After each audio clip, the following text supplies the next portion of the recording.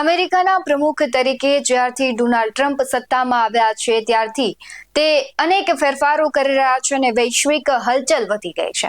એ પછી ટેરિફનો મુદ્દો હોય કે પછી કોઈ અન્ય કેમનો હોય, બધા દેશો પર તે પોતે નિયંત્રણ રાખવા માંગતા હોય તેવું લાગી રહ્યું છે અને તેના જ સંદર્ભે તેઓ ટેરિફમાં વધારો કરી રહ્યા છે।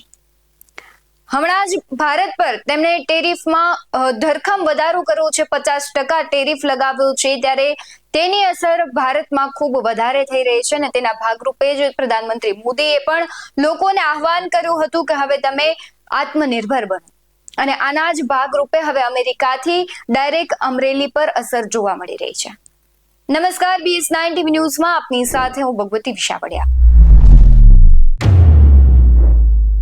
અમેરિકાના ટેરિફ વધારા સામે આંદોલનનો અધ્યાય અમરેલીથી આરંભ થયો છે અને અમરેલી ભાજપના દિગ્ગજ નેતાઓ અમરેલીના રાજકમલ ચોકમાં દિલીપ સંઘાણી, પૂર્વ સાંસદ નારણ કાછડિયા, ડોક્ટર ભરત કાનાબાર સહિતના ભાજપના જે નેતાઓ છે તેના દ્વારા અમેરિકન પ્રોડક્ટ ઉત્પાદનોની જે જાહેરમાં હોળી કરવામાં આવી હતી।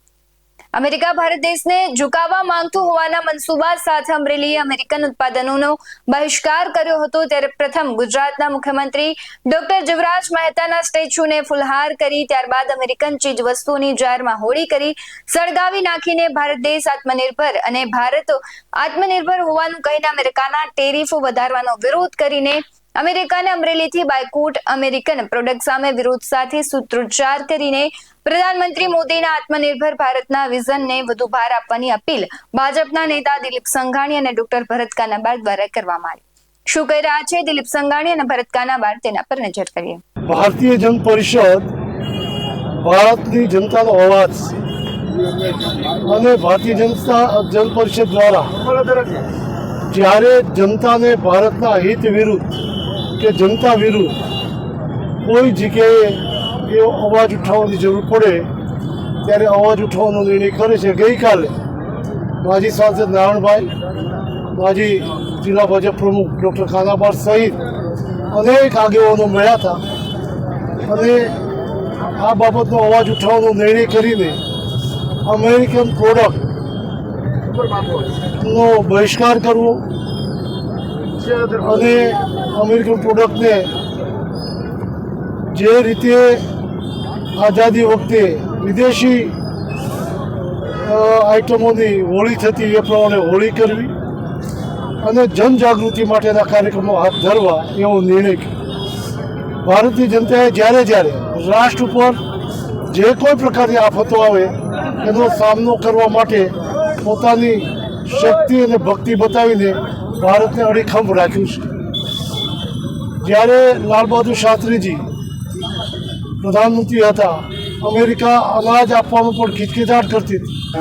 જે પશુ આહારમાં ચાલે એવું અનાજ ભારતને જ્યારે આપતા હતા એ દિવસોમાં લાલ બહાદુર શાસ્ત્રીએ વડાપ્રધાન તરીકે અપીલ કરેલી કે ભારતમાં અનાજની તંગી છે તો એક અઠવાડિયામાં એક દિવસ ઉપવાસ કરેલી। એ દિવસોમાં હોટલો પણ એક દિવસ બંધ રાખીને ભારતીય જનતાએ ઉપવાસ કર્યા હતા। ભારતે ઉપવાસ કરીને પણ એકતા દેખાડી છે। અટલજીએ પોખરણનો અણુ ધડાકો કર્યો ત્યારે અમેરિકાએ આર્થિક પ્રતિબંધો મૂક્યા હતા। ત્યારે મને બરાબર યાદ છે, ગામડાઓમાંથી, કર્મચારી મંડળમાંથી, સામાજિક સંસ્થાઓમાંથી આર્થિક ભંડોળ કરીને ભારતની તિજોરીમાં જમા કરાવવા માટે અનેક ઓફરો શરૂ થઈ ગઈ હતી કે ભારત કોઈ જગ્યાએ પાછી ન કરે। હવે અમેરિકા ફરી વખત ભારત જે રીતે ડિફેન્સમાં સશક્ત બન્યું છે, આપણે સૌ જાણીએ છીએ ઓપરેશન સિંધુમાં ભારતના બનાવેલા સંસાધનો દ્વારા અમેરિકન અને ચાઇનાના જે તોડ જવાબ આપનારા એમના ડિફેન્સના વિમાનોને તોડી પાડ્યા અને વિજય પ્રાપ્ત કર્યો। એવી સ્થિતિમાં અમેરિકાને પેટમાં તેલ રેડાણું છે કે ભારત હવે સક્ષમ પોતાની ક્ષેત્રમાં તમામ ક્ષેત્રોમાં થઈ રહ્યું છે। આર્થિક સ્થિતિમાં વિશ્વમાં ત્રીજા નંબર તરફ જઈ રહ્યું છે। ત્યારે ભારતને દબાવવા માટે એમણે ટેરિફના નામે ટેરિફ વધારવાના પ્રયાસથી ભારતને દબાવવાનો પ્રયત્ન કર્યો છે।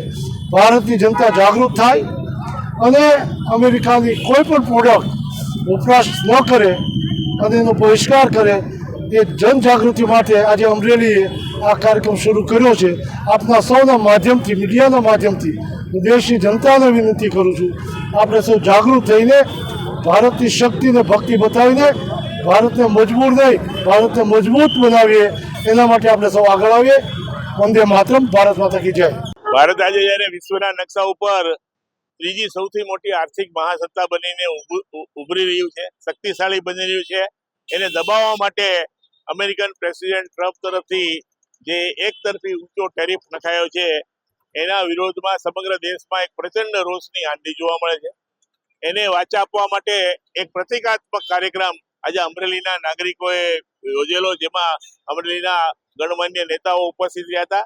અને આ કાર્યક્રમમાં ભારતમાં વેચાતી જે અમેરિકન પ્રોડક્ટ છે એની આજે સિમ્બોલિક હોળી કરવામાં આવી હતી અને આ ટેરિફ સામે વિરોધ પ્રગટ કરવામાં આવ્યો હતો. આ ટેરિફ સામે નહીં ઝૂકવાનો, નહીં નમવાનો નરેન્દ્રભાઈના નેતૃત્વમાં જે સરકારે નિર્ણય કર્યો છે એને ભારતની જનતાનું પ્રચંડ લોક સમર્થન છે.